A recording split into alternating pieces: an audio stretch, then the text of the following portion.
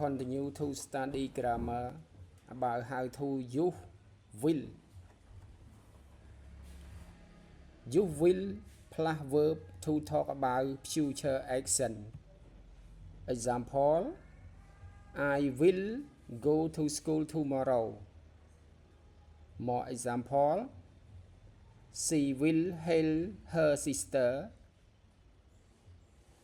They will play football this evening.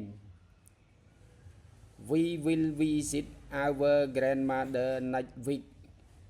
He will eat dinner at 7 p.m. You will be plus adjective for future state. Example: the weather will be hot tomorrow. More example: she will be a good teacher. They will be happy to see you.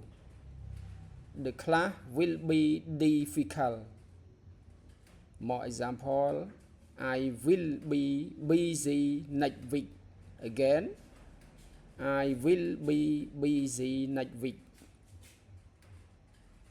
Continue to use will be plus verb ing or future continuous.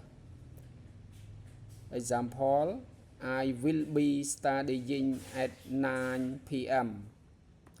She will be cooking dinner when you arrive. More example: they will be traveling next month. He will be working tomorrow morning. More example: he will be playing game tonight.